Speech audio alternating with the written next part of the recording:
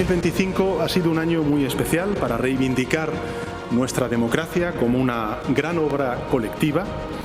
Ese ha sido el gran propósito del programa 50 años de España en libertad, porque lo que hemos querido es eso, es dar voz y relevancia a la sociedad civil protagonista de toda esa transición hacia la democracia, a quienes en definitiva cerraron el paso a la posibilidad real de un franquismo sin Franco.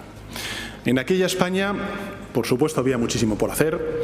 Había que levantar de la nada el Estado social y democrático de derecho en nuestro país.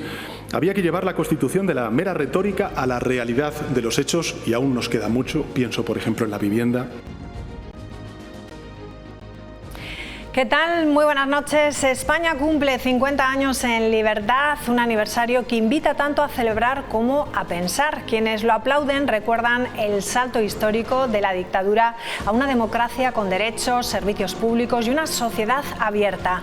Quienes lo cuestionan señalan las heridas pendientes, la desigualdad, la precariedad y la creciente polarización que desgasta la vida política. Ambas miradas conviven. Medio siglo de libertad es un logro indiscutible, pero no es una meta definitiva. Todavía queda mucho por hacer. La Rioja celebra este mes distintos actos con el objetivo de acercar a los más jóvenes, sobre todo, cómo hemos mejorado en derechos ciudadanos.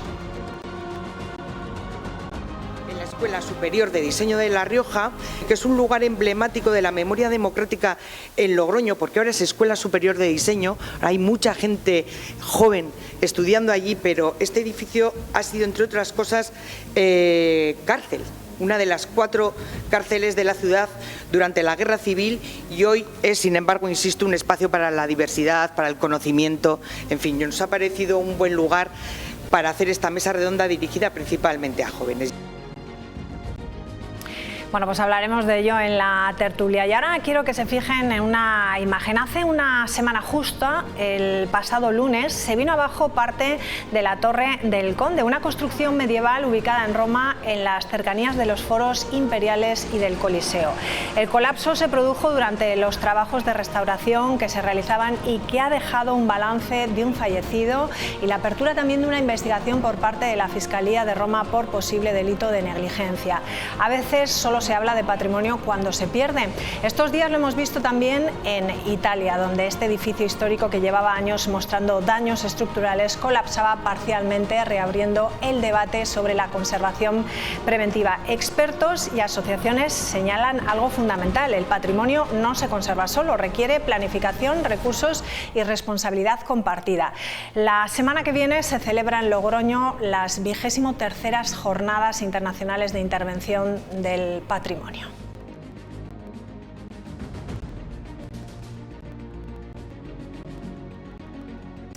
Bueno, pues vamos a darle la bienvenida a Guillermo Arce. Él es el director en esta ocasión de las jornadas. ¿Qué tal? Muy buenas noches. Hola, muy buenas noches, María. Bienvenido. Bueno, estábamos viendo esas imágenes, ¿verdad? Y decía yo que a veces solo nos acordamos del patrimonio cuando lo vemos derrumbado, ¿no? Por desgracia sí que suele pasar, ¿no? Pero con estas jornadas, ¿no?, que ya venimos desarrollando desde 1981, pues bueno, cada 2 años, ¿no?, de manera bienal, queremos poner nuestro granito de arena, ¿no?, desde el Colegio de Arquitectos y la Fundación, para, bueno, mostrar un poco cómo se interviene el patrimonio, ya sea a nivel nacional e internacional, y cómo hay este amplio abanico, ¿no?, de cómo ha ido evolucionando la intervención en el patrimonio histórico-artístico. Bueno, vamos a hablar de estas jornadas que, como decimos, se celebran a partir de la próxima semana. Este año hay que decir que lleva un lema, palimpsesto, recuerdos presentes. Este año invita a pensar en el patrimonio como algo vivo. ¿Qué se quiere señalar exactamente con este lema escogido?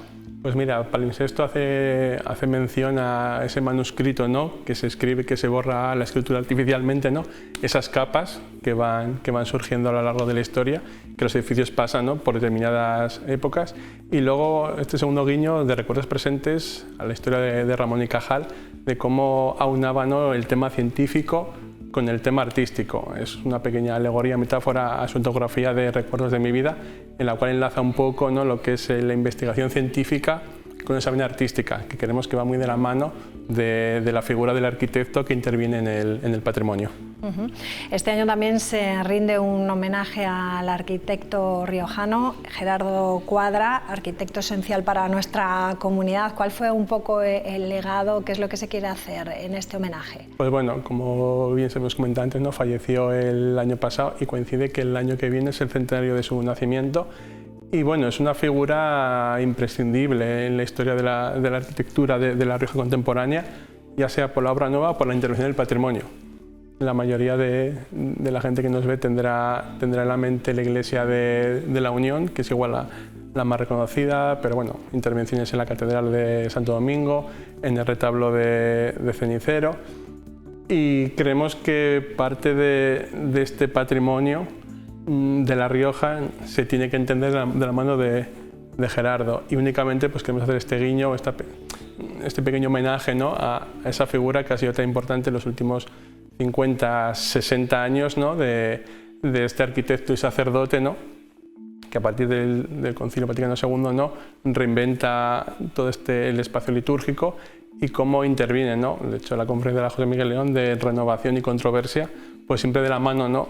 como comentamos antes, de que a veces está esa delgada línea, ¿no? entre la controversia, la renovación, pero vamos, no cabe ninguna duda de la impronta que ha dejado en la arquitectura riojana. No cabe duda, desde luego. Bueno, las jornadas proponen una programación con 19 miradas totalmente diferentes, podríamos decir. Sí. Son 14 conferencias. Este año, más que nunca, podríamos decir que casi todos son arquitectos, ¿no? Podríamos decir. Sí. ¿Qué destacarías de ellos? ¿Quiénes van a venir? Pues realmente se me hace complicado, ¿no? en este caso destacar, pero bueno, como venimos hablando antes, pues por ejemplo viene Emilio Tuñón, que ha venido varias veces, nos hablará de una intervención en un edificio de Madrid, un edificio en Neomudéjar, cómo lo convierte. La primera vez que viene a las jornadas Guillermo Vázquez Consuegra, de Sevilla, con su proyecto de las atarazanas, esa construcción civil de las más importantes de la capital hispalense, ¿no? con Alfonso X el Sabio, donde guardaban las galeras del Reino de Castilla. Pasamos, como comentamos antes, de la Torre de Roma, pues pasamos a Donelli y Milans, que nos hablaban de ese proyecto que están haciendo en la Real Academia Española en Roma, que hace creo que apenas 2 o 3 semanas se va el ministro Ernest Urtasun, pues bueno, ahí en este caso a hablar de ella. Tenemos los actuales premios nacionales del CESCAE, de rehabilitación, y en este caso el premio de arquitectura. De esos nos iríamos a Tenerife y nos iríamos hasta Oslo, de la mano de Mendoza Partida. Sí que hemos intentado mostrar realmente este amplio abanico que hay en la intervención. Nos vamos a Palencia con un tipo de intervención más vinculado a la tierra, a los tapiales. Volvemos a Madrid para hablar del primer edificio rehabilitado de oficinas Passive House, de tal manera que la arquitectura también se puede meter en este tema bioclimático sostenible, pero teniendo en mente que la arquitectura es lo importante, con independencia de que esta passive house o digamos, casa pasiva y sostenible nos inunde. Vamos a Bilbao, vamos a Pamplona, realmente viajamos un poco, ¿no? y nos salimos de la península para ir a Melilla, pero también vamos a Sintra, a una rehabilitación de una casa de recreo, que sería una finca agrícola. Sí que como ves, hemos intentado un poco, ¿no? que las personas profesionales que vengan, ya sean de la arquitectura o afines, o simplemente gente que esté interesada en la arquitectura, como si estaréis en el sofá, ¿no? y pusieses la tele y a veces, ¿no? vemos esos programas de casas, de rehabilitaciones, pues realmente lo tenemos aquí en Logroño. Y nada, invitar a la gente que todavía están inscritas. Como bien comentas, empezaremos la semana que viene. El jueves haremos un pequeño guiño en el Colegio Gerardo. El domingo acabaremos con una visita técnica a 2 edificios de Gerardo y bueno, que están todos invitados a asistir a las jornadas. Hablabas de diferentes proyectos completamente distintos, pero en el fondo, ¿qué les une a todos esos proyectos? ¿Qué podríamos decir? Pues creo que en el título, comentaba ese título que tenemos de palincesto, que serían una especie de capas estratos. De hecho, ahora me viene a la mente un proyecto que nos van a explicar de un estudio de Toledo AMA, en el cual es la rehabilitación de la mezquita de Tornerías, y ellos, cuando hablaban en este caso creo que era con Luis, que había escrito y salió un recorte en ABC, hablaba que en 60 metros cuadrados había una historia de 25 siglos. sea, siempre cuando intervenimos en el patrimonio tenemos que ser conscientes de lo que tenemos. Es decir, y en este caso, pues en 2025 se ha intervenido un edificio de 25 siglos. O sea, es decir, estamos hablando del siglo V antes de Cristo y hay que tener esas persistencias y muchas veces no es tanto el qué se interviene, sino, creo que como en la vida, ¿no? El cómo. O sea, cómo afrontas el edificio, cómo afrontas la memoria colectiva de esa gente que va pasando. Por ejemplo, el proyecto de Tenerife, hablando con el estudio FAD, con Deyene y Fernando, hablan de la importancia del edificio, pero también la importancia de ese edificio, de la memoria de la gente. Hasta cerrado desde 1965 en la fábrica de tabacos y el cinema, y cómo ellos sentían en la necesidad de recuperar ese edificio para esa memoria colectiva de la gente que ha ido paseando y que ha ido disfrutando. Claro, en este caso es una intervención curiosísima, ¿no? Porque es muy estamos curiosa. Acostumbrados a unas rehabilitaciones del patrimonio, a lo mejor para cultura especialmente, sí, pero esto de repente es para un supermercado, ¿no? Exactamente, es para un centro comercial de un supermercado conocido, y sobre todo ellos en el proyecto, el edificio no está totalmente protegido, pero ellos consideraban ese valor histórico artístico y lo conservaban. De hecho, tenemos que pensar que era una antigua fábrica de tabacos y cinema, que aquí en La Rioja, pues bueno, lo que fue el antiguo convento de la Merced, luego hospital, tal, y luego tabacos, y ahora es el Parlamento, ¿no? Cómo esos edificios van pasando por diferentes vidas, por diferentes estratos, hasta llegar en este caso, al siglo XXI, al 2025, y cómo ha pasado de ser un cine, una fábrica de tabacos, a realmente lo comentas, ¿no? No que tenga un uso cultural, sino que tiene un uso más, en este caso de centro comercial, y la verdad que sí que sorprende, ¿no? Igual a lo que estamos más acostumbrados en centros comerciales aquí en España, venidos un poco de América, pues cómo cambia esa forma de verlo, y cómo el cliente en este caso ha puesto también por ello. ¿La arquitectura española está especialmente preparada para trabajar en el patrimonio? Sí, yo creo que es una viva imagen estas jornadas, y de hecho vemos que arquitectos españoles salen fuera de las fronteras. Hemos comentado ahora Portugal, Roma. Sí que es cierto que la intervención en el Consilo de Noruega son 3 estudios de Barcelona, pero sí que es cierto que un estudio de México, otro de Eslovenia y otro, en este caso, Noruega, pero se han juntado aquí en España. Sí, creo que sí, la arquitectura española creo que siempre ha sido vanguardista desde hace muchos años, y pre-Bolonia éramos la única figura de arquitecto español que tenía todas las competencias, o sea, que era, digamos, que tenía en las demás partes de fuera de España y del mundo siempre había alguna especialización. Me comentan que el arquitecto español tenía esa formación como un poco multidisciplinar, en la cual podía abarcar todos estos temas, y creo que sí que estamos, en este caso los compañeros están más que preparados, y de hecho las jornadas es una clara muestra de ello, ¿no? Exactamente. ¿Es todo susceptible de conservar? En principio sí, pero, o sea, sí y no, y casi diría como si fuese un gallego, no, depende. Tenemos que pensar también que si todo se conservaría no avanzaríamos. Creo que al final la arquitectura es como la vida, al final va pasando, ¿no? Y seguramente la vida te va acercando gente, ¿no? Y te la va acercando y te la va alejando, y la arquitectura creo que es exactamente igual.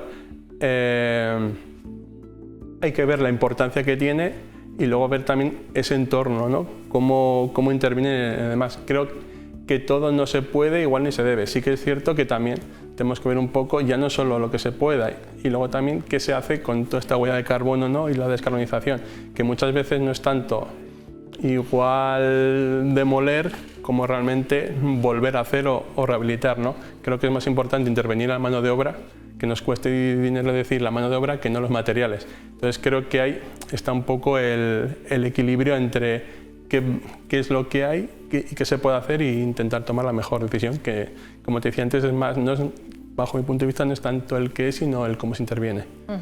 Y además ahí también estaría un poco el debate, ¿no? De si hay que volver a reconstruir como era antes, darle otro uso, ¿no?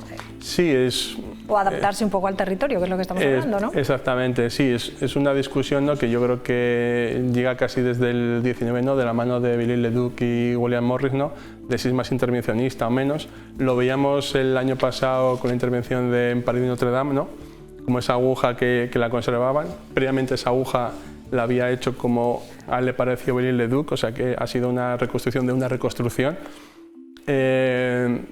Creo que la arquitectura tiene que ser sincera y se tiene que mostrar como ella es, sin artificios. Entonces, como he comentado antes, creo que está el equilibrio y también hay que ser conscientes de lo que hay y de lo que se quiere hacer. O sea, igual a veces nos ha pasado que se han querido intervenir en edificios para transformarlos en un uso que igual no era el más adecuado. Entonces, creo que si el edificio y el uso actual está en consonancia con lo que se quiere hacer, con independencia de que sean totalmente opuestos. Aquí tenemos en Palencia la rehabilitación de las Salesas, que es un convento, y va a pasar a oficinas, etcétera, etcétera. O sea, no es tanto que el uso a priori sea como muy claro, sino que realmente conjugue, y habrá que ver. Yo sí que creo que tenemos que ser a la hora de intervenir claros y ser conscientes de que intervenimos en 2025. De manera que estamos aquí ahora en 2025 y seguramente si medio estar ahora estaremos hace 40 años, pues no tenemos estos medios ni estaremos aquí. O sea que creo que sí que tenemos que ser acorde a los tiempos, siempre y cuando respetemos lo que hay y le demos su valor. Porque patrimonio histórico, hay que decir que no solamente son las piedras antiguas, ¿no?, como tal, ¿no? Que el patrimonio del siglo XX está ahí, ¿no? Sí, ahora también con la figura de Gerardo es un poco también lo que queremos hablar. Sí que es cierto que ya llevamos unos años que sí que se empieza a tener valor, pero sí que es cierto que está costando, ¿no? Seguramente si veamos algún patrimonio más vinculado a la Edad Media o a lo barroco, o inclusive anterior, ¿no?, romano, griego, etcétera, lo demos mayor valor. Pero creo que la arquitectura actual, y hay arquitectura que ya ha pasado cierto tiempo y creo que es parte de nuestro patrimonio. Hemos hablado de Gerardo, igual no, un poco más reciente, me viene a la mente el Ayuntamiento de Logroño, de Rafael Moneo. Es decir, creo que hay determinadas obras que ya han pasado, tienen ese pozo del tiempo y creo que sí que deberíamos tenerlas tan en cuenta como obras de hace un siglo, 2, 3 o 10. ¿Dónde echarías mano, Guillermo? En la ciudad de Logroño. ¿Qué ves tú que tenemos ahí pendiente? Esa plaza de abastos que tiene todavía que recuperar, ¿no?, esos usos tampoco están todavía bien definidos. Tenemos unos cuantos edificios. El casino, conocíamos hace nada también, ¿no?, que va a ser un hotel. Un hotel, exacto. Tenemos edificios, ¿no?, todavía en los que meterles mano, y no sé si te atreverías a pensar en un futuro en algún edificio en Logroño. Es complicado. Logroño o La Rioja, vamos, sí, alguno que tengas echado el ojo. Ahora, o sea, no voy a escribir la pregunta y te voy a intentar contestar, pero bueno, ahora mismo en La Rioja, según me estabas hablando, estaba pensando, a día de hoy se está interviniendo en el monasterio de San Millán de la Colla de Suso, un edificio de los más importantes, está interviniendo el compañero Gaspar Aragón, y también me viene, soy jarrero, y en la Enológica de Aro también se está interviniendo Alberto Pascual. ¿Que no se está interviniendo? Pues a mí, por ejemplo, sí que me preocupa, o de vez en cuando pienso, más que un edificio, en el tema, por ejemplo, de los cascos históricos, en general. Me da miedo que a medida que va pasando el tiempo empiecen a perder un poco ese alma, ¿no? Pues como un ejemplo igual claro que igual la gente lo puede tener, Portales, ¿no? Lo que en su día fue Portales y ahora no, que digamos, en el patrimonio, pues igual esto no es solo de las plantas bajas, ¿no? Pero como esos viejos locales que siga habiendo, Dulín, la Mariposa de Oro, etcétera, ¿no? Y digo Logroño, como puedo decir en Aro Prieto o en determinados ciudades de La Rioja.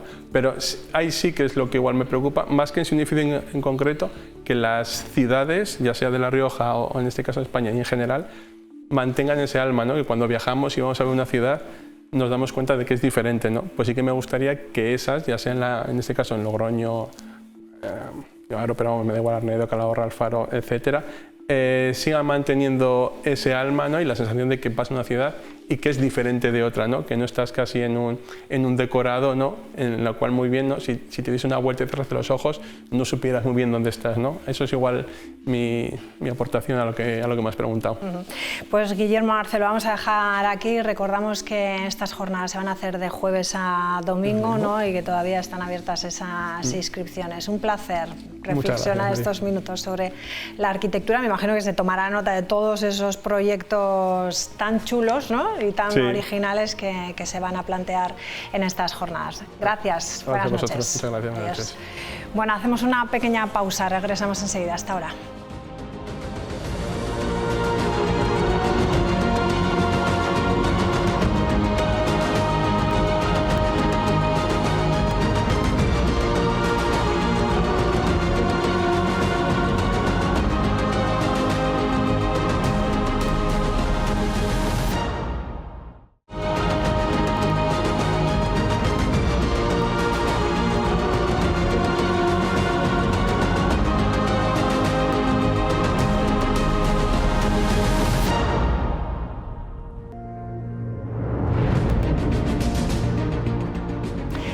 Bueno, pues estamos ya de vuelta. Vamos a presentar a quienes nos acompañan esta noche. Tenemos a Diego Mendiola. ¿Cómo estás? Muy buenas noches y bienvenido. Buenas noches. Está con nosotros también Fran Rodríguez Peña. ¿Qué tal? ¿Cómo estás? Buenas noches y pues bienvenido. Muy bien, buenas noches. Gracias por venir. Y Claudia Martínez, ¿qué tal? ¿Cómo estás? Muy bien. Buenas noches y bienvenida. Buenas noches, gracias. Bueno, vamos a empezar a hablar de un aniversario. Esta mañana la delegada del Gobierno anunciaba cuáles van a ser los actos que se van a hacer aquí en La Rioja conmemorando esos 50 años de la muerte de Franco y el inicio de España hacia su libertad. Un sondeo del CIS ha puesto sobre la mesa que casi el 20% de los jóvenes españoles considera que la dictadura franquista fue buena o muy buena. En colaboración con el Ministerio de Memoria Democrática se han organizado diferentes actos a lo largo y ancho del país, y aquí en La Rioja habrá cine, libros, charlas como la mesa redonda sobre la transición en España, en la que van a participar el cantautor Víctor Manuel y el periodista y premio Ondas 2025 Isaías Lafuente. Vamos a verlo. ¿Hace cuántos años comenzó la democracia en España? 52. 30, 40 años. Del 75 al 25, 50. Así es, el 20 de noviembre nuestro país cumple medio siglo de la democracia, una fecha que ya apuntó en la agenda el presidente de España. España estaba, pues, lógicamente, a la cola de todos los rankings internacionales de calidad democrática y hoy figura en ellos como una de las democracias más plenas del mundo. Toda celebración merece un homenaje y por eso La Rioja organiza tertulias y la proyección de cortos que inciden en la memoria histórica. Uno de los más relevantes se organiza en el edificio de la Escuela Superior de Diseño en Logroño. Este edificio ha sido, entre otras cosas, cárcel, una de las 4 cárceles de la ciudad durante la Guerra Civil, y hoy es, sin embargo, insisto, un espacio para la diversidad, para el conocimiento. En fin, nos ha parecido un buen lugar para hacer esta mesa redonda dirigida principalmente a jóvenes. Pero ¿hacemos memoria de los cambios que ha dejado la transición? Bueno, acá tenemos la Constitución, pues fíjate tú, en temas de derechos sociales, sobre todo el avance sobre la mujer en los últimos años. Hombre, pues el sistema de partidos políticos, la posibilidad de votar, de elegir a los diputados. Un camino que no ha sido fácil, pero que transformó la forma en la que vivíamos hace 50 años en España. 50 años después tenemos que reivindicar la democracia en la que nos hemos convertido, el progreso y la libertad que están presentes plenamente ahora en nuestro país. También se repartirán libros en las escuelas, bibliotecas e institutos que ilustran la realidad de la dictadura en España.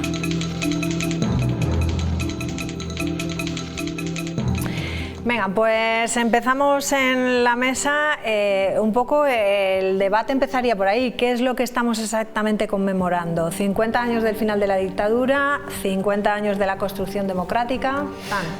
Pues 50 años de la muerte de un dictador en su cama y del advenimiento, del inicio de los cambios que en el 78, aunque ya hubo unas elecciones en el 77, permitieron llegar a la democracia imperfecta en la que vivimos hoy en día en España. Que claro, para la gente a la que nos pilló niños, pues hemos tenido que estudiar mucho sobre la época, pero a la gente más joven lo han tenido que estudiar todo. Yo todavía tengo recuerdos de haber vivido el 81 en España, recién reemigrado desde Bélgica el año anterior y a punto de tener que volver a marcharme, no por temas políticos, sino simplemente porque no queríamos, mis padres no querían vivir otra vez en un país con dictadura, con lo cual algo hemos vivido y yo creo que mi generación sí que somos conscientes de dónde veníamos y dónde hemos llegado, ¿no? En términos económicos, la cuarta economía de Europa, la 12 del mundo, pero sobre todo en términos sociales y en términos de derechos y libertades, un modelo en algunos ámbitos a seguir en todo el mundo, ¿no? Y sin embargo no es suficiente. Entonces a mí sí que me preocupa mucho lo que has comentado antes de que generaciones menores de 25 años puedan llegar a valorar, yo creo que por puro desconocimiento más que por pura fanatización, que con una dictadura no se estaba tan mal, ¿no? Yo creo que tendrían que hablar más con sus abuelas, y digo bien abuelas, con sus madres, y que les expliquen un poco cómo era España en el año 75. Entonces, lo que yo creo que no es una celebración, yo creo que es dar visibilidad a un cambio de época que ha significado pues, ser lo que somos hoy en día, ¿no? Sin más. Saude, piensas eso, que no es una celebración, es más recordar de dónde venimos? Bueno, yo comparto con Fran que siempre es muy importante conocer la historia que hemos vivido para intentar no repetir algunos de los errores y barbaries que evidentemente en cualquier guerra civil pues forman parte de la historia de cualquier país que haya sufrido pues estos acontecimientos. Sí que es verdad que yo creo que 50 años más tarde, bueno, pues yo creo que a la gran mayoría de españoles y sobre todo a la gente joven hay temas que nos preocupan muchísimo más. Creo que el lema del gobierno y los más de 20 millones que se han gastado en el desarrollo de estas actividades de diferentes tipos, pues bueno, sí, a nivel informativo sí, pero creo que no tienen una mayor repercusión aquí en La Rioja y repito, yo creo que con esos 20 millones o más de 20 millones de euros que se han invertido para todo esto, quizás podrían haber invertido algo también en lo que realmente nos preocupa a los españoles y lo que realmente nos preocupa a los jóvenes, como puede ser el acceso a la vivienda, la inestabilidad laboral que sufrimos, trabajamos lo mismo o más que nuestros padres y la capacidad de ahorro es ínfima. Estoy cansada de escuchar relatos de gente que no puede emanciparse sola, de jóvenes que tienen que compartir pisos con desconocidos porque es la única forma de llegar a fin de mes. Entonces, evidentemente, ¿es interesante? Sí. ¿Es probablemente necesario? Sí. ¿Es realmente necesario invertir más de 20 millones de euros con los temas que tenemos hoy encima en el contexto real natural de España? No lo sé. Yo creo que como joven es algo que forma parte del pasado. Y honestamente, evidentemente, no quiero que se repita, pero creo que hay que mirar también por el presente y sobre todo hacia el futuro. Y creo que, pues bueno, utilizar este tipo de actividades y cortinas o sacar el comodín de Franco cuando nos interesa, pues no sé si es la solución.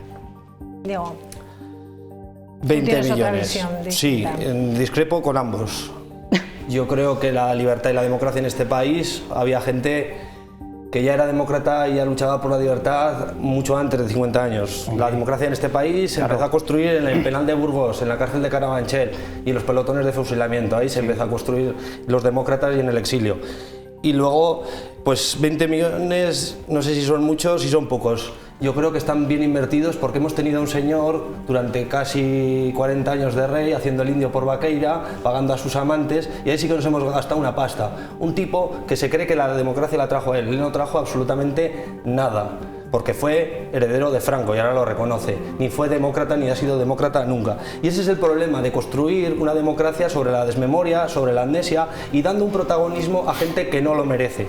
Y como no es incompatible luchar por las cosas de comer, por ejemplo, había gente que se hizo famoso el año pasado la película de Manuel Vital, sobre cómo lucharon en los barrios obreros de Barcelona la gente del sindicato Comisiones Obreras y del PSUC para llevar el transporte. Porque la lucha por la democracia, el reconocer las libertades democráticas también es justicia social. Y frente a esos grandes olvidados, Manuel Vital le ha puesto en conocimiento una película pero es un gran desconocido, o su compañera Maruja Ruiz Martos, que hicieron una protesta similar. Frente a esas personas que o han muerto o viven en el más absoluto anonimato, hemos tenido, pues todo el mundo conoce a Torcuato Fernández Miranda y a Sabino Fernández Cuadra y a Juan Carlos I de España, que lo único que hicieron fue transaccionar y adaptarse a unas circunstancias porque eran conscientes de que el pueblo español no aguantaba ni un minuto más de dictadura. Y ese es el problema. Y yo creo que el problema no es con los jóvenes. El problema no es con los jóvenes. El problema es que hace 50 años parece que hicimos un decreto en el que todo el mundo era demócrata y es mentira. Todo el mundo no era demócrata y vivimos en una ficción, construir una democracia donde pensábamos que todo el mundo era demócrata de un día para otro. Y bueno, el Blas Piñar, que suponía un 2% de la población, y no era cierto. Hubo mucha gente que aceptó la democracia como mal menor, y es lo que se refleja. Entonces, centrarlo en los jóvenes, muchos de los jóvenes, ¿por qué abrazan esas ideas? Esas ideas están bien financiadas, con editoriales, con medios de comunicación, es decir, ¿culpamos a los jóvenes por generación espontánea? No, vamos a señalar quién financia. Quien financia son los poderes fácticos del país, que consideran que lo que se hizo en los años 70 fue una renuncia y que están dispuestos, habría una parte que está dispuesta a volver a un país donde las mujeres pues no se puedan divorciar, donde no puedas conducir un coche sin permiso del marido, y hay gente que está en esa tesis, unido pues a la ola reaccionaria mundial, que se aprovechan de ello, que está bien financiada y bien intercomunicada. Y he visto que va a venir Víctor Manuel. Ayer le cayó buena chupa a Felipe González, que es uno de los responsables también de que, por hacernos demasiado rápido modernos y europeos, queríamos ganar dinero, también Víctor Manuel. Rápidamente el compromiso lo dejamos a un lado porque el compromiso vendía menos que la canción pop. Y de aquellos males de querer ser demasiado modernos y demasiado europeos sin no ajustar y dejar las cosas bien claras. En España no todo el mundo luchó por la democracia y hubo gente que se ha llevado un protagonismo inmerecido, y ese es el problema con el que nos encontramos. Entonces, recordar que la democracia no fue hace 50 años, no, hubo gente que estuvo luchando muchísimo antes, se comieron decenas y decenas de años de cárcel, muchos de ellos, algunos pagaron hasta con la muerte, y se ha construido un país donde la democracia parece que la trajeron, pues eso, Franco porque se murió y el rey porque era campechano, y es una mentira y una infamia para toda la gente que realmente luchó por la democracia. ¿Querías decir algo? Sí, bueno, es que claro, si empezamos... bueno, del rey, prefiero no hablar del rey Juan Carlos. Que si el libro que ha sacado, que se ha visto ya en Francia... Esa novela, ¿no? De ficción, quiero decir. Y que ahora va a llegar a España, la ha sacado en este momento, porque además se sabe que no va a participar en los actos de la conmemoración de estos 50 años. Y él ahí reivindica perfectamente lo que tú estabas diciendo, que él trajo la democracia, y sí que la trajeron a rastras y no les quedó otro remedio, mientras que tiroteaban a obreros en Vitoria, tuvo que cesar a Carnicerito de Málaga. No trajeron absolutamente nada, fue la presión popular y las luchas en la calle la que le forzó y trajo la democracia. Bueno, yo creo que estamos una vez más envueltos en el mismo debate de siempre. Perfecto, las cosas fueron como fueron. Yo no le voy a quitar absolutamente a nadie ni el protagonismo ni los méritos que corresponden, porque esto es así, la historia se construye entre todos y ahí estamos todos de acuerdo. De todas formas, has mencionado un par de conceptos que me parecen realmente interesantes, como puede ser la búsqueda de la libertad y la vivencia de una democracia artificial. Y en eso sí que te voy a dar la razón, porque además creo que también es un buen momento para recordar que la democracia debe ser sólida y que el respeto a los valores y el estado de bienestar no debe de romperse. Creo que vivimos en una democracia que últimamente, en lugar de evolucionar, involuciona. Creo que tenemos que seguir luchando por las libertades, que cada vez se ven más mermadas, tanto en el sentido de el asalto a las instituciones, como pueden ser jueces o los medios de comunicación, que es importantísimo, o también los ataques a la libertad de expresión en cuanto a universidades o redes sociales. Veíamos hace una semana, como en una universidad española se formaba, vamos a llamarlo, un clima crispado y tensionado. ¿Por qué? Pues simplemente porque una persona quería poner de manifiesto sus ideas, que casualmente no comulgaban con la de X grupos sociales que viven ahí.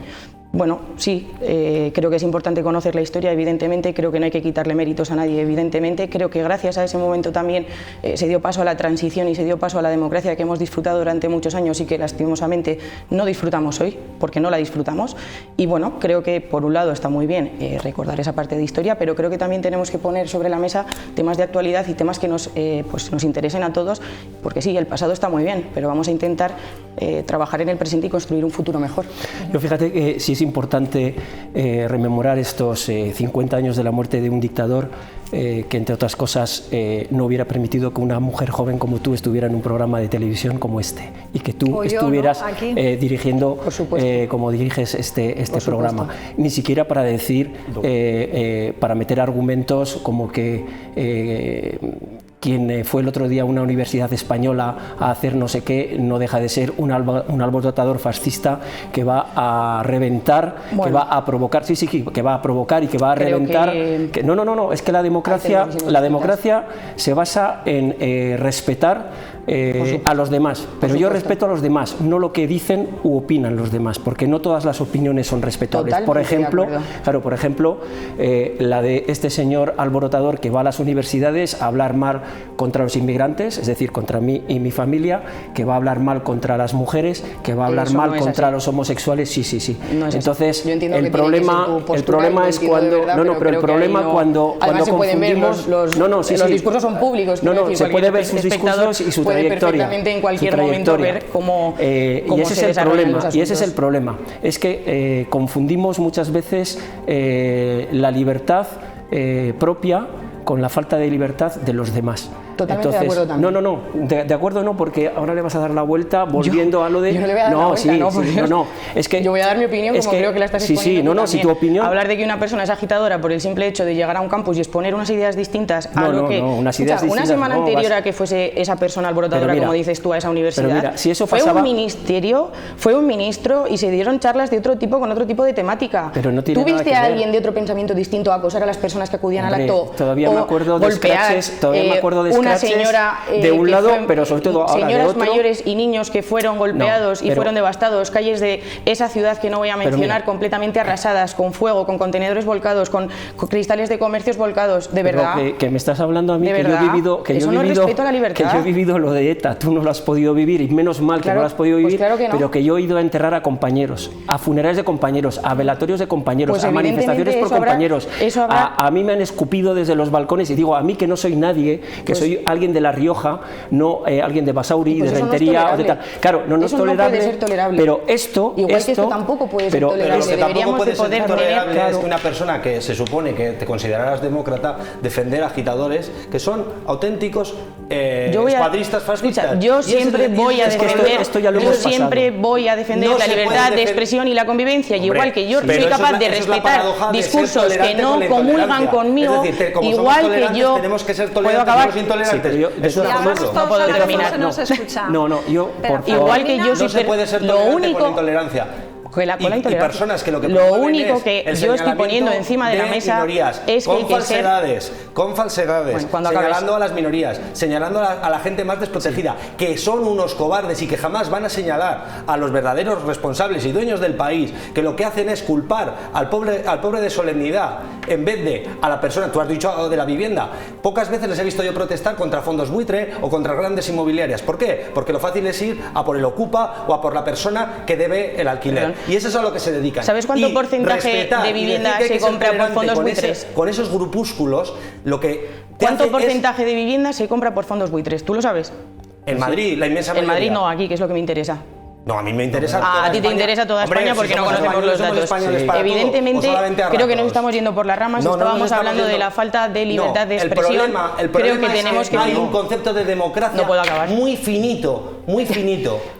La tela de democracia con la que se envuelve la derecha española es muy fina y se le ven las vergüenzas. De todas formas, yo sí me gustaría decir que... luego ya contestas. Vale. Sí que me gustaría decir que justamente el conocer nuestro pasado, el estudiar nuestro pasado, que yo creo que es una de las taras que ha tenido nuestro sistema educativo, porque yo recuerdo haber terminado la universidad sin haber estudiado en ningún ciclo Historia Moderna de España, en ningún ciclo. Lo que yo sé es porque o he leído o lo he estudiado en la UNED, porque luego no me licencié, pero estudié Historia, y desde luego sin el conocimiento de lo que ha sucedido en tu país, puedes estar tentado o tentada a tener cierta deferencia con ciertos discursos.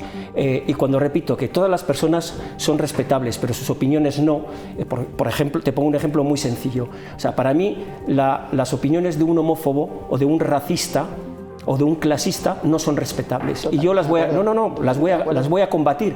Entonces, defender a quienes son homófobos, racistas o clasistas no es respetable. No es cuestión de libertad de expresión, es cuestión de respeto hacia lo que se dice, porque con esas palabras se está hiriendo o se está señalando a determinada gente. Entonces, nuestra democracia ha llegado a un momento en que hay una polarización. Siempre ha habido polarización en este país desde siempre, pero es verdad que ahora, debido a la conjunción de unos intereses transnacionales, de unos intereses económicos nacionales y de unos intereses políticos que no hacen más que servir a esos intereses económicos, han polarizado a través de una nueva herramienta que ha alcanzado su máximo esplendor en un país como Estados Unidos o como en Argentina, y donde podemos ver dónde podemos llegar si esta polarización, basado en falta de honestidad, en falta de respeto a la verdad, en falta de información a la gente joven, estamos viendo dónde podemos llegar también como país. No somos una isla en el mundo, No, lo que ha pasado en Argentina. Vamos a dejarle a Claudia contestar. Yo en eso estoy muy de acuerdo contigo. Bueno, y una pregunta luego final sobre este tema y pasamos a otro. Y lo que ha pasado en Argentina es por darle cobertura y darle foco mediático a gente como la que está gobernando hoy en Argentina. Venga, Claudia. Bueno, pues por contestarle, estábamos hablando de la libertad de expresión antes de que los temas derivaran a otros derroteros. Yo hablaba de libertad de expresión, yo puedo comprar más o menos el discurso de esa persona agitadora, no iba al discurso en sí, sino al hecho de que yo creo que soy perfectamente capaz como para respetar los discursos que no comulgan con mis ideas y que no se puede dar una situación como la que se vivió. El discurso que tal, lo podemos debatir en otro momento, no hay ningún problema. No hay ningún problema, porque eso yo no quiero debatir sobre parámetros de alguien a quien no respeto. Pero que es que a los clasistas, a los fascistas, pero que es que eso escuchadme, que lo estáis diciendo vosotros, que es que esto lo estáis diciendo vosotros, que yo solo voy a hablar de libertad de expresión, que yo no estoy comprando ningún discurso, que solo quiero hablar de poder ser libre para llegar a un espacio público o a una institución y tener que dar tu opinión. Pero ¿cómo que en contra de la libertad? Por favor, que los que censuran medios no son ellos, que los que están todo el día a medias tintas no son ellos. ¿Qué medios han censurado? ¿Cuál? ¿OK Diario? ¿El ABC? ¿El Mundo? No, disculpa, yo creo que vemos todos los días cómo se ataca directamente al poder de los jueces, algunos medios públicos, cómo se pagan a influencers millonadas para que luego salgan haciendo vídeos y clips de la cuerda que nos interesa, y cómo se juega diariamente con un montón de información que son medias tintas. Venga, vamos a intentar terminar. ¿Cómo podríamos reforzar la democracia? A lo mejor es una pregunta difícil, pero sí que me gustaría saber, o sea, qué pactos serían necesarios. Por ejemplo, al principio del programa escuchábamos al presidente del gobierno pues que todavía está la Constitución ahí, esa reforma, habría que blindar más la vivienda dentro de la Constitución. No va a haber pactos. No va a haber pactos. Ninguno. A día de hoy, es imposible. Suárez está a la extrema izquierda de cualquier partido de derecha que tenga representación en España. Y Suárez era el secretario general del Movimiento Nacional, no era un falangista como la copa de un pino, y está a la izquierda. Y era más demócrata que la inmensa mayoría de la posición política que tiene la derecha. No se va a llegar a ningún acuerdo. Y la Constitución, el propio tiempo la ha superado. La Constitución está rota. Ya está. El problema es que hay una pugna entre un sector muy potente, con mucho poder económico, con mucho poder judicial, mediático y de toda clase, que lo que quiere es una involución reaccionaria. Y frente a eso estamos otros que lo que abriríamos es un proceso constituyente para profundizar en la democracia. Porque los derechos sociales, el problema de la vivienda es que es nominal, pero no es efectivo. Ese es el problema, y está antes la propiedad privada que garantizar determinadas coberturas, más luego con la reforma que se hizo supeditando la deuda a cualquier tipo de política social. Por tanto, ¿dónde está el equilibrio? A día de hoy, en ningún lado. Se tendría que transformar en profundizar más democracia y más reparto de la justicia social económica, laboral, cultural y judicial. Hay muchos elementos de la Constitución que están por hacer. Hay que democratizar las instituciones todavía del Estado, una gran parte, porque no son 100% democráticas. Venga, Fran, y luego ya... No, yo creo que no hay pacto posible ahora para hablar, ni siquiera hablar, ya no digo llegar a acuerdos por una simple razón, y es que en este país, no solo en este país, porque yo creo que estamos volviendo, en el mundo en general, estamos volviendo a un pensamiento de los años 50 y 60, cuando la gran burguesía y cuando los poderes que se hicieron multimillonarios con las grandes guerras, claro, son los que se hicieron multimillonarios con las grandes guerras y luego con la reconstrucción de los efectos de las grandes guerras, que podemos ver exactamente lo mismo, o sea, un paralelismo meridiano con lo que está pasando ahora mismo entre Israel y Palestina. No va a haber ¿no? tampoco, Entonces es muy difícil, porque hay unos intereses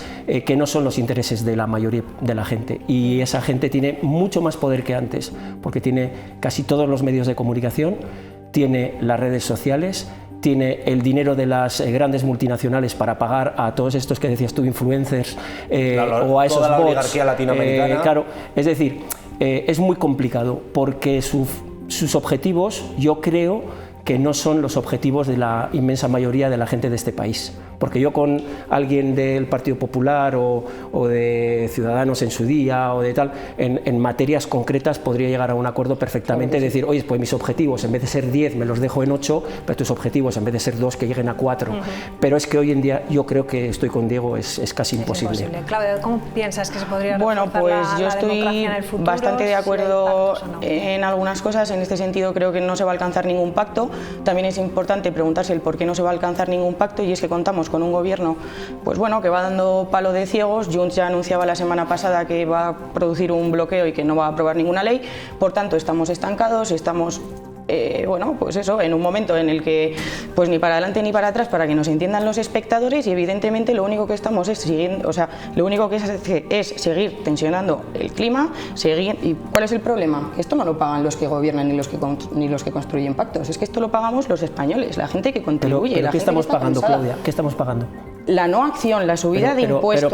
Pero ¿qué estamos pagando? ¿Con qué estamos pagando? Bueno, veo que nos vamos a quedar pues ya mira, la falta, este yo te tema, lo respondo rapidito, Sí. la falta de presupuestos, así a nivel local, por ejemplo, algo rápido, que yo sé que tenemos que terminar. No, ya nos vamos a quedar con este tema todo el programa, así que ya no voy a pasar al siguiente. No te preocupes, tú. Eso, ¿cómo podríamos hacerlo? Pues bueno, yo creo que si tuviésemos un gobierno un poco capaz de, aunque sea, cerrar unos presupuestos, los logroñeses no estarían perdiendo 5 millones de euros al año. Pero mira, Claudia, vamos a ver. Fran, yo creo que 5 millones en Logroño, en un pues yo país, creo que darían mira, para bastantes por cosas. hacer grandes números, no los pequeños, pero mira, escucha. La gente está cansada, escúchame, Fran, la gente está cansada, y de verdad, pero... los jóvenes, por ejemplo, con los que yo comparto igual tiempo y espacio, es que te levantas y estás esperando a qué escándalo nuevo va a salir hoy. ¿Cómo van a seguir ahogándonos fiscalmente a los autónomos? Y lo hablo desde la primera persona. Pero Claudia, ¿cómo estás van a hablando seguir de la primera persona muy politizada. muy politizada no, Escucha, Fran, que yo también tengo sobrinos y lo estoy con último, jóvenes. el basurazo de Sánchez. No contento, el año pasado nos subieron productos básicos, huevos, aceite, la gasolina, y este año Sánchez, basurazo. El gobierno sube los huevos y sube la gasolina. Sí, marca en cierta medida sí. No queráis trampear porque no. En cierta medida Claudia, sí. y lo que acaba de buzonear el PP en todo Logroño, lo del tasazo, ¿no es la transposición de una ley europea? No es, ¿no? Con ciertos... No. ¿Quién gobierna en Europa? Claro, yo creo que con ciertos matices. Sí, pero espera. Con ciertos matices. Pero mira, Claudia, evidentemente eso llega de Europa, Claudia, pero luego el señor Sánchez tiene la libertad suficiente como para adoptar unas posiciones u otras. Mira, vamos a intentar ser claros, que yo entiendo que esta es la postura que tenemos que defender, pero por favor, la subida de impuestos es una realidad. La subida de la cuota de autónomos el año pasado, discúlpame, es escasa. Y eso se lo dices tú a la gente que sigue trabajando, que no llega a fin de mes, los jóvenes que no pueden llevar la misma vida que nuestros padres. Que protegéis las políticas a los ricos, a los ricos. No hay progresividad en este país. No voy a entrar en lo personal, pero créeme que yo no voy a defender a los ricos. Tienen el dinero en Andorra y en Suiza y en Panamá. Pero y a esos vamos es a ver. los que hay que perseguir. Pues claro que sí, que es a lo que no se ha perseguido nunca en este país, porque son los que verdaderamente tienen el poder. Y entonces al hermano de Sánchez, que cotizaba en Portugal y que encima lo tenían, parece ser escondido en Moncloa, ¿qué hacemos con eso? Pero eso está bien. A ver, eso es otra cosa, pues Claudia, no tiene nada que ver. Es señalar la paja y no ver la viga. Igual no estoy de acuerdo. Quizás si queremos hablar de dinero escaqueado tal igual los impuestos, claro que hay que bajarlos a las clases trabajadoras, que son las que lo pagan, que son las que pagan el IVA, que es el impuesto más injusto. Totalmente. ¿Y quién ha impuesto ese impuesto? Totalmente. La Unión Europea. ¿Quién lleva gobernando la Unión Europea? El año pasado en el ejercicio toda la vida. Escúchame, en el ejercicio, me vas a disculpar. ¿Quién subió el IVA la última vez? Rajoy. Es que es una incoherencia decir que se suben los impuestos cuando lo que hacéis es el basurazo se lo van a comer los pobres. Porque mientras el IBI, el Logroño se lo baja a comer todo el mundo. Ni los pobres ni los ricos, el basurazo es para todo el mundo. Las tasas de basura las van a pagar la clase trabajadora. Todo el mundo, ni la clase trabajadora. ¿Cómo que no? Entonces tú si cotizas más de X al mes estás absento de mantener la cuota. Contribuir más y no es progresivo. Perdón. Pues claro que sí. O sea, es así de sencillo. Una persona que trabaja 12 horas al día porque quiere al propietario y al gran tenedor y que pague la propiedad privada, claro que tenemos sí. Que tirar la basura. Claro que sí, y la propiedad privada siempre se va a defender también, evidentemente. Claro, y que es a quien protegéis. Entonces no digas que suben los impuestos. Bajáis los impuestos a los ricos para que lo paguen la clase trabajadora. Perdón, quiero que me des un ejemplo de un impuesto que se le haya bajado solo a los ricos. Solo a los ricos. El IBI. Eso no es solo a los ricos, eso es a todos los logroñeses, solo a los ricos. Solo a los ricos. Patrimonio, si tienes propiedades, el impuesto de transacciones, el impuesto de sociedades, el impuesto de sociedades es de ricos. Porque puede ser una sociedad limitada y no ser rica, y puede ser autónomo y no ganar más de 50 o 60.000 euros al año, eso os lo prometo también. Parece que uno es autónomo. Estás cogiendo el caso extremo. No, el caso extremo no. Tú hablas de ricos y de pobres, cosa más extrema. Claro que sí, porque una persona que tiene grandes propiedades y me baja el 5% es mucho dinero. En vez de, si ni siquiera soy propietario porque estoy de alquiler, ¿qué demonios? ¿Estás favoreciendo al propietario que me va a subir el alquiler? No. Doble ganancia. No, pero tú antes has mencionado algo muy importante. Has hablado de fondos buitres en lugar de los propios ocupas. A mí me vas a disculpar, pero creo que esa es la política que ha hecho el Partido terminar, por favor, que yo te estoy dejando terminar. Déjale hablar a Claudia, termina y luego cuando puedo hablar, pues... Venga. En ningún caso vamos a... como dices tú, ayudar a los ricos, desfavorecer a los pobres, creo que es un cuento ya que se ha quedado un poquito obsoleto y casposo. Aquí, evidentemente, como Claudia... Nada, oye, que no vas a dejar terminar. ¿Por qué dices que es obsoleto y casposo? A mí me parece casposo. ¿Puedo terminar? No pongas epítetos. Pero déjame terminar y ya luego me rebates. Que si no termino así es muy complicado. Pero yo no te he insultado. ¿Y ni yo? No, porque si dices que es casposo... Es un tema casposo, no que tú lo seas, ¿eh? No, yo por ahí de verdad que no me metería en eso. No, pues a mí es que no me parece que es correcto. Puedes decir, hoy soy comunista, escúchame, y te lo compro. A ti no te lo parece. A mí me lo parece. A ti no, a mí sí. ¿Puedo acabar? Por favor. Vale. Evidentemente yo siempre voy a defender la propiedad privada en el sentido de que siempre voy a proteger a una persona que se ha tirado toda la vida trabajando para tener 1, 2 o 3 propiedades, siempre. Porque esas personas llevan toda la vida con su esfuerzo, con la clase obrera, porque aquí nos pensamos que la gente que tiene más de una vivienda es gente que se ha criado poco más o menos que con cucharas de plata en la boca. No, señores, déjame terminar, por favor. Es que estás manipulando las cosas, porque yo estoy hablando de la gran propiedad. El que tiene 2 pisos sigue siendo trabajador. Pues que al final lo que no se puede es defender a los ocupas ni un sistema que apoya a los ocupas contra la gente. Pero sí, el ocupa va a pagar la tasa de basuras. Tú lo has dicho antes. El ocupa va a pagar la tasa de basuras. No, lo va a pagar el propietario que ha trabajado toda su vida y que aún así le tiene que pagar los gastos de ese piso. Esa persona lo va a pagar. El ocupa no va a pagar nada, evidentemente. Si habéis visto los últimos debates o la última... la comisión a la que fue el presidente del gobierno, en que un diputado del Partido Popular le hizo un interrogatorio que parecía de una película mala norteamericana, sin dejarle contestar a toda la retahíla de afirmaciones, de medias verdades, de falsedades directamente, incluso de alguna cosa que era cierta pero que no le interesaba que contestaran. El debate no puede ser en ir sacando constantemente temas sin cotejar, con datos que son absolutamente subjetivos, Claudia. Creo que no. Creo que el dolor de una persona que trabaja toda la vida para comprarse una propiedad no es algo subjetivo. Creo que el esfuerzo de los autónomos que no llegan y que aún así tienen que pagar el IVA y tienen que declarar muchísimas cosas, no es una realidad subjetiva. Yo, mira, comparto muchas cosas, de verdad, pero Claudia, muchas cosas de las que has comentado las comparto. Pero a mí hablar de que es subjetivo el esfuerzo de los autónomos autónomos, el problema de los ocupas y de otras muchísimas yo cosas, no me parece bastante valiente, no tenía nada que decir más que eso, pero digo, no le digas a un autónomo que ha cotizado más.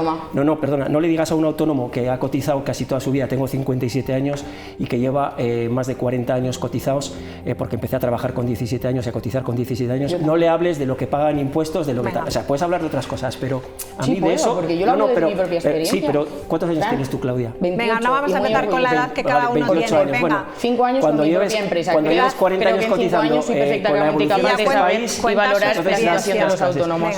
Y lo que digo, mira, y creo que la edad de ningún lo dejamos puede aquí ser ya, algo. señores, no nos queda más tiempo. No sé. Gracias a los tres, ya veo que está polarizado, podríamos decir, por lo menos aquí en esta mesa. Bueno, hablaremos de ello en más ocasiones. Gracias a los tres. Gracias a vosotros. Gracias a ti. Gracias. Les dejamos ya con los deportes, con nuestros compañeros. Adiós, con Campeones. Buenas noches.